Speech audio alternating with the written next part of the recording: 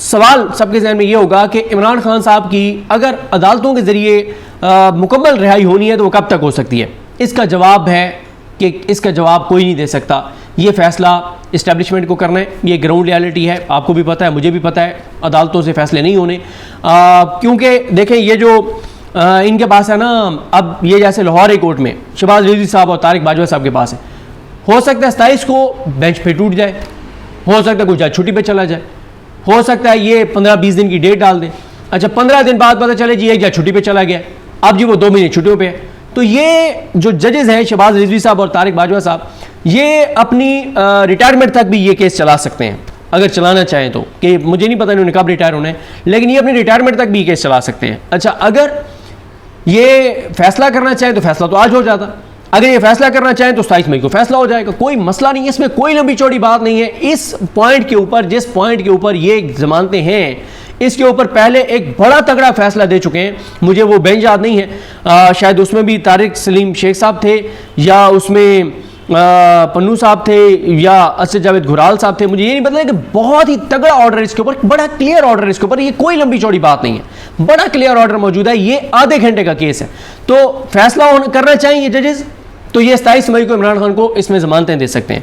बिल्कुल इसी तरह से अलकादिर केस जो है, अगर इसको वो डिसाइड करना चाहें तो नेक्स्ट वीक में ये डिसाइड हो जाएगा, डिसाइड ना करना चाहें तो ये अगले 6 महीने भी डिसाइड नहीं होगा। इसलिए इन इमरान खान की रिहाई का तल्लुक 26 आईनी तरमीम के बाद इससे नहीं है कि केस मेरिट पे कितना अरसा चलना है या कितना अरसा चलना चाहिए, इससे कोई तल्लुक नहीं है। इससे ये डिपेंड करता है कि पसे पर्दा क्या फ़ैसले हुए हैं कि हाँ बहुत हो गया है, मुल्क को अब इस्तेहकाम की ज़रूरत है, चीज़ों को हमने नॉर्मलाइज़ करना है, टेम्परेचर को हमने नीचे लाना है, तो लिहाजा अदालतों को आज़ाद किया जाए, जजेस को मेरिट पे फ़ैसले करने दिए जाएँ, और मतलब इमरान खान को रिहा होने दिया जाए अदालतों के ज़रिए, मुकम्मल फ़ैसलों के ज़रिए।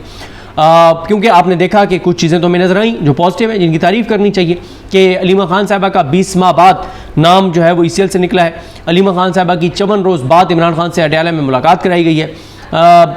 उनके रऊफ़ हसन साहब का 1.5-2 साल बाद नाम ECL से निकला है। ये चीज़ें पॉजिटिव हैं, इनकी तारीफ़ करनी चाहिए, और इनकी हम ज़ाहिर तारीफ़ कर भी रहे हैं। लेकिन बाकी इमरान खान साहब का फ़ैसला जो है वो देखते हैं चीज़ें किस तरह से आगे बढ़ती हैं। अच्छा अब इसके ये 2 इमरान खान साहब के केसेस हैं मेन, और बाकी इमरान खान साहब की बेटों से जो बातचीत हो रही थी उस पर मैं कल रात को बड़ी तफसील से हारून रशीद साहब के साथ प्रोग्राम में बता चुका हूँ कि वो दरख्वास्त गई थी पंजाब हुकूमत की, इनके सुप्रिटेंडेंट जेल की तरफ से, इंतजामी की जानिब से, कि इमरान खान की उनकी बेटों से बातचीत पर पाबंदी लगाई जाए। वो दरख्वास्त उनकी मुस्तरद हो गई है। ये भी मेरे लिए बड़ी खबर है कि शाहरुख अर्जुमन साहब ने इमरान खान साहब के ख़िलाफ़ दरख्वास्त मुस्तरद किया। ये मेरे लिए बहुत बड़ी खबर है, ये मेरे लिए बहुत बड़ी खबर है, ये मेरे लिए बहुत बड़ी खबर है। ये दरख्वास्त मुस्तरद होना भी ये बताता है कि नहीं, चीज़ें कुछ न कुछ तब्दीली है, कोई 1%, 2%, 3% तब्दीली है, क्योंकि सुप्रिटेंडेंट जेल की एप्लीकेशन जाए, पंजाब हुकूमत की एप्लीकेशन जाए, नून लीग के अफसरान की एप्लीकेशन जाए, और शाहरुख अर्जुमन साहब उसको मुस्तरद कर दें, मेरे लिए ये बहुत बड़ी खबर है। बिल्कुल इसी तरह से जिस तरह से अलीमा खान साहबा और रऊफ़ हसन साहब का नाम इनाम अमीन मिन्हाज साहब और खादिम सोमरो साहब ने ECL से निकाला है, ये मेरे लिए बहुत बड़ी खबर है, ये मेरे लिए बहुत बड़ी खबर है। अगर ये नाम मोहसिन अख्तर कियानी साहब ने, एजाज इसा खान साहब ने, बाबर सतार साहब ने, जहांगीरी साहब ने, समर रिफत इम्तियाज़ साहब ने निकाला होता, मेरे लिए कोई खबर नहीं थी। निकालना ही निकालना था उन्होंने अपने हलफ से वफा करनी है, वो अपने हलफ से 1 इंच इधर उधर जा ही नहीं सकते, उन्होंने करना ही करना था ये फैसला, इसलिए मेरे लिए कोई खबर नहीं होती। लेकिन क्योंकि सोमरो साहब ने और इनाम अमीन मिन्हाज साहब ने निकाले, लिहाजा मेरे लिए ये बहुत बड़ी खबर थी। अब आ जाए इस बात पर कि ये बात क्यों चल रही है कि कोई पस पर्दा जो है वो कोई बातचीत हो रही है। अच्छा मेरा ये ख्याल है कि अगर तो मुल्क को इस्तेहकाम की तरफ लेकर जाना है, और इस बात का कहीं फ़ैसला हो गया है कि बस बहुत हो गया है, बहुत कर लिया है, और अभी क्योंकि ख़तरात भी मौजूद हैं कि दोबारा मोदी कोई छेड़छाड़ कर सकता है, क्योंकि मोदी बर्बाद हो गया अपने मुल्क के अंदर, तो बहुत हो गया, अब चीज़ों को आगे बढ़ाएं। साबित हो गया इस जंग में कि PTI ही पाकिस्तान का मुकदमा लड़ सकती है, इमरान खान ही पाकिस्तान का मुकदमा लड़ सकते हैं, PTI के सोशल मीडिया ही ये मुकदमा लड़ सकता है। पाकिस्तान के अवाम इमरान खान के साथ हैं, और अवाम फ़ौज के पीछे थी, फ़ौज ने इतनी बड़ी कामयाबी हासिल की, और ये ज़रूरी है कि आइंदा भी पाकिस्तान के अवाम पाकिस्तान की फ़ौज के पीछे खड़े रहें। तो उसके लिए ज़रूरी है कि हमने इंटरनल चीज़ों को ठीक करना है, टेम्परेचर को नीचे लाना है, अदालतों को आज़ाद करना है, नाइंसाफ़ी को बंद करना है, जुल्म जबर को बंद करना है, बर्बरियत को बंद करना है, इंसानी हकूक़ की पामालियों को रोकना है, बेगुनाहों को, असीरान को रिहा करना है। अगर तो ये फ़ैसला हो गया फिर ये नहीं हो सकता कि ये तासुर दिया जाए कि इमरान खान 100% अपने उसे अपनी कुव्वत से, अपनी ताकत से, अपने ज़ोर बाजू से जंग जीत गए हैं, कि वो 2 साल उन्होंने गुजारे लेकिन अदालतों से ही वो रिहा हुए हैं, अदालतों के फैसलों के रिहा हुए हैं। मेरा ख्याल है कि निज़ाम ये अफोर्ड नहीं कर सकता। मेरा ख्याल है कि तासुर ये दिया जाएगा कि कोई पस पर्दा बातचीत हुई है, कोई डील हुई है, कोई मामला तय हुए हैं, कोई शहबाज शरीफ ने इसमें वो किया है, कोई हुकूमत का भी इसमें क्रेडिट है।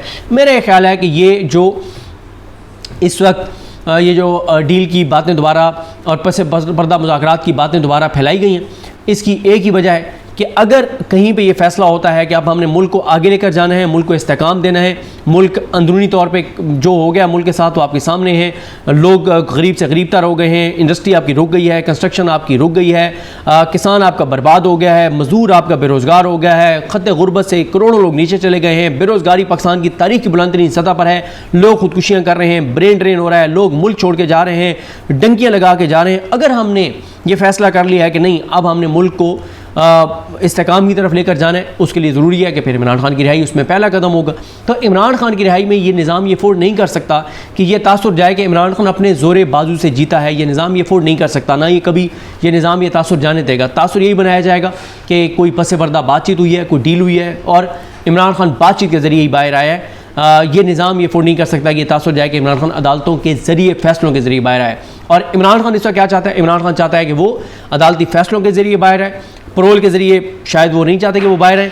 वो चाहते हैं कि जब वो अडयाला से निकले तो एक आज़ाद शहरी हो, लाखों लोग उनके इस्तकबाल के लिए आएँ और पूरा एक वो मंज़र हो पाकिस्तान के अंदर जो आज तक किसी ने ना देखा हो। लेकिन ये निज़ाम ये नहीं चाहेगा। ये निज़ाम ये चाहेगा कि पहले किसी तरह से इमरान खान को किसी भी बुनियाद पर, कोई थ्रेट की बुनियाद पर, किसी और बुनियाद पर, परोल या जो भी उसका कोई नतीजा, कोई भी रास्ता निकले, उनको पहले बनी गला मुंतकिल किया जाए या ज़मान पार्क मुंतकिल किया जाए या KPK मुंतकिल किया जाए, जहाँ भी किया जाए।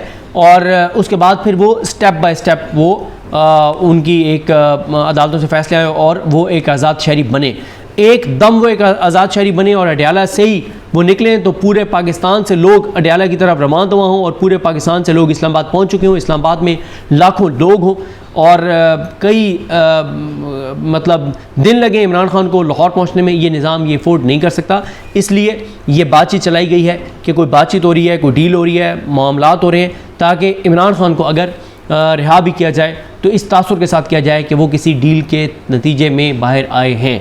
मेरी ये असेसमेंट है, गलत हो सकती है।